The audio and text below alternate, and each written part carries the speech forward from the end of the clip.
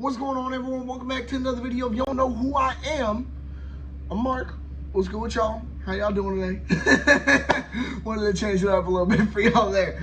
Alright, so if y'all know who I am though, for real, go check out my other videos. Alright, but stay on this one, especially if you're a new gun owner. This is going to be a really important video for you.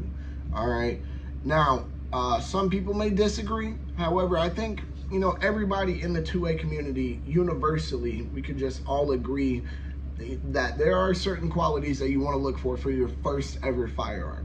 Right now, let's say whether it be a long gun, meaning, you know, shotgun or rifle, or whether it's a handgun like a semi-auto pistol or a revolver, you know, there are a couple of things that you want to look for and, you know, take into account when you were purchasing your first firearm. Now, some people, they purchase one firearm, they, you know, are like, okay, that's what I'm going to use to protect my home, concealed carry, everything. That's just fine. That's on you guys. You know, some people, they're like me, they purchase multiple, you know, whatever, right? However, we all start somewhere. That's something we can all agree on. Nobody's going to disagree there. We all start somewhere, right? So, I think the, all right, I think there are 4 main things that you should consider for your first firearm, right? Just to clarify, guys, I'm not going to be, you know, specifying like gun brands or models or anything like that. I actually did a video on what I think my top 5 beginner pistols are. If you haven't seen that, check it out. I think it's a pretty good video, at least. But hey, maybe I got a biased opinion. It's my video. Who gives a shit, you know? But so the 4 main qualities that you're going to want to look for, and I'm going to break down why. We're going to start with reliability.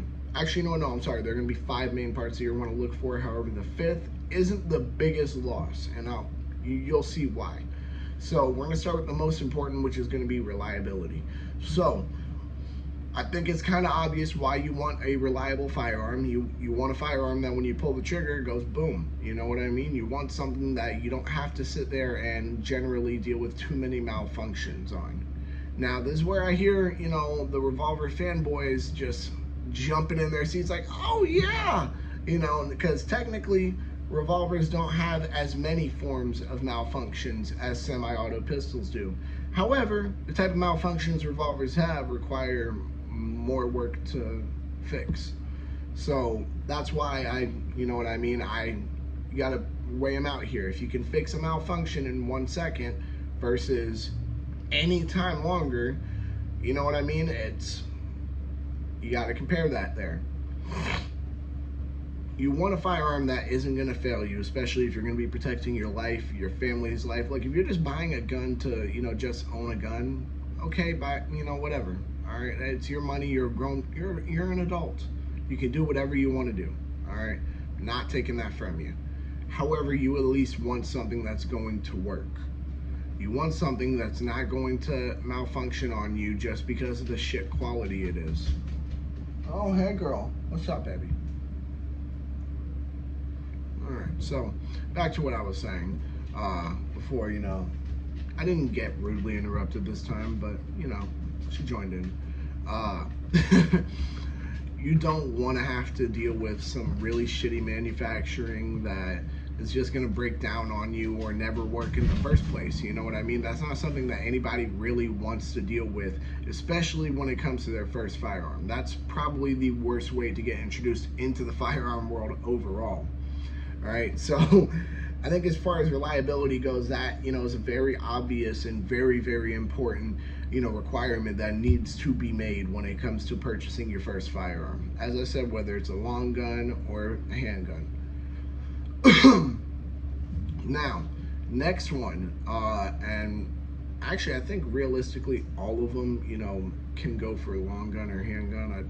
You know, down the line I'll, you know, discuss it, but the next one, all right, first, remember guys, was reliability. All right, so next, you want capacity. Capacity is a big deal. Now, depending on which firearm you have, there are pros and cons. For example, if you have a 12 gauge pump shotgun, that's your first firearm. Hey, by all means, good on you. Most people don't start there. However, You're not going to have as large of a capacity as you would, say, a rifle or a pistol. But the power in that round does make up for the lack of capacity. However, you have a pistol, which is, more lightweight, easier to move around. You get more capacity than a shotgun, less power than a shotgun for sure. However, more capacity. Hold on. Then you have a rifle. You're getting a higher capacity than both a shotgun and a pistol. You're getting more power than a pistol. You're getting less power than a shotgun, though. You see what I mean? So there's pros and cons that you have to weigh out when you're making these choices. It's not just a clear cut, oh, this is a good idea. It depends on what you're looking for. Everybody's living a very different, everybody's living different lives. They're living different situations. So that's definitely something to look out for, will be capacity, because you don't want to run out in a situation where you're defending your home, your life, or your family. That's just, who wants that? Come on, comment down below if you want that to happen to you guys. Tell me, be real with me here. All right, so, and anybody who knows me knows I'm a capacity guy, so that's a big deal for me.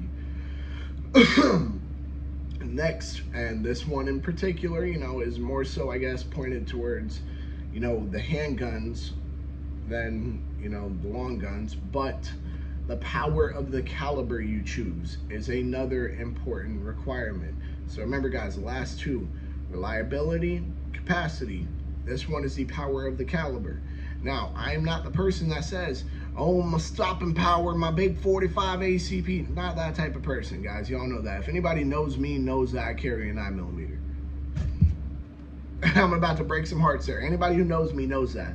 So let's get that argument out the way.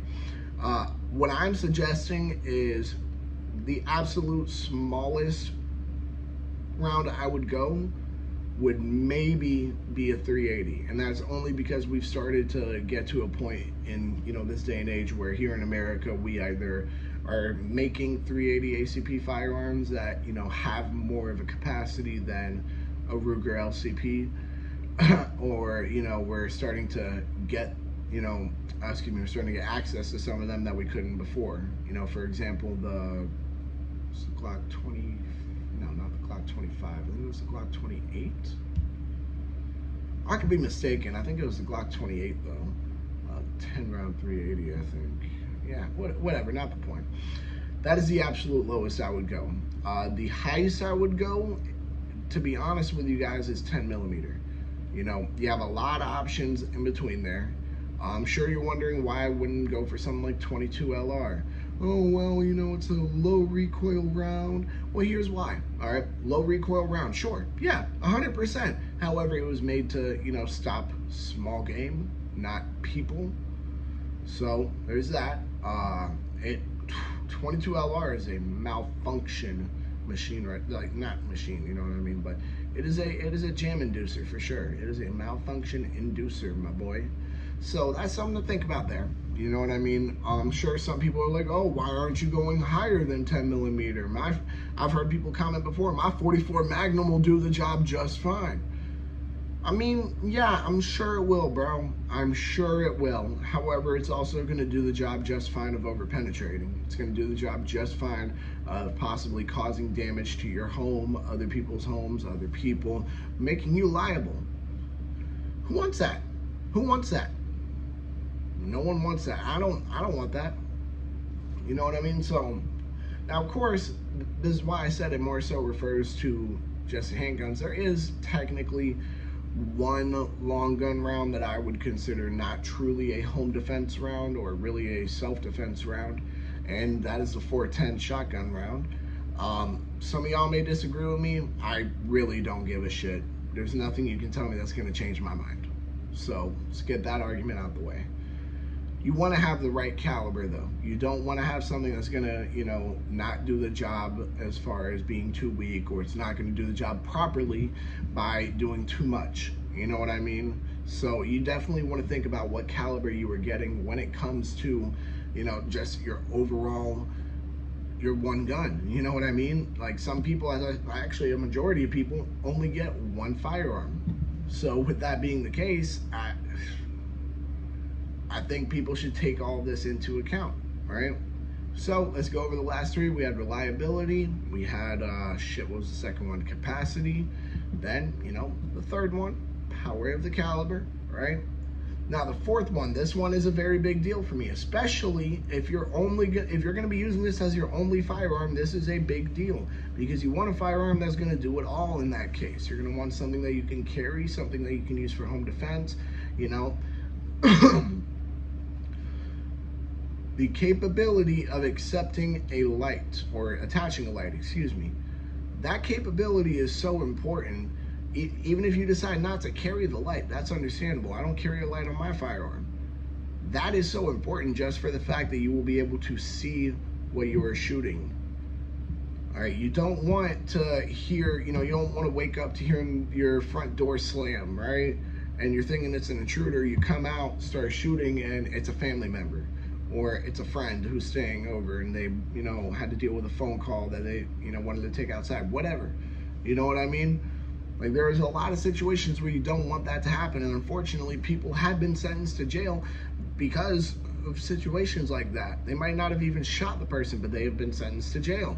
So I don't think that taking that risk of not being able to have any form of light is too good of an option. I truly don't think that. I mean, if anybody's going to disagree with me on that, I think they just, I don't know, I think they're a little ass backwards. You need to be able to see, excuse me, you need to be able to see so that way you can determine if it's a threat or not. Sorry, my ankle itched. But that's definitely a big deal for sure. So the capability of attaching a light is definitely something to think about. And the last one, but not a big deal, is the aftermarket parts. You know what I mean? Now, here's why I say that. Aftermarket parts are not a big deal. They're really not, right? However, if there's something in particular you want that's not OEM, if you don't have a well-known brand firearm or a well-known make and model, you might just be out of luck. You really might be. Now, for example, my Smith & Wesson SD9VE, it's not even like it's an unpopular brand or an unpopular make and model. Just doesn't have a great aftermarket. I was able to find one stick mag for it. You know what I mean? Jesus Christ. I was able to find one stick mag for it. All right, and it was the Pro Mag. Everywhere I went, I searched for days, couldn't find anything else. So, as I said, it's not the biggest deal if you can't, if the firearm you want doesn't really have a great aftermarket. That's not a big deal. However, you got to understand what you're limiting yourself to. And that's where it kind of, comes into play. Some people like having, a higher capacity magazine than what originally comes with it. Some people like, adding fucking different color base plates, or they want to change out the triggers or whatever. Now, I will say I don't recommend changing anything out of your firearm that's going to affect its reliability.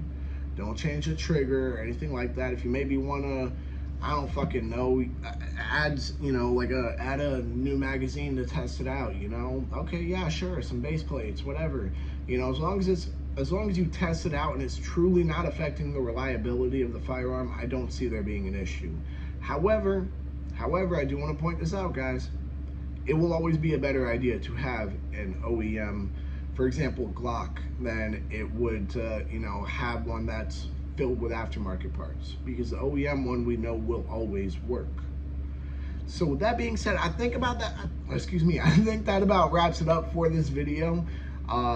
That's all 5 reasons. Just a quick breakdown for them again. The first one was reliability, second was capacity, third was the power of the caliber you're choosing, fourth was the capability of attaching a light, and number 5, the least important, is the aftermarket.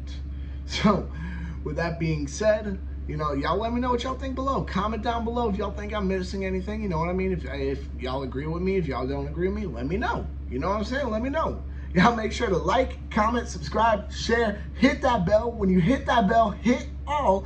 And because you're like me, you agree that there has to be some requirements made for your first firearm to be your first firearm.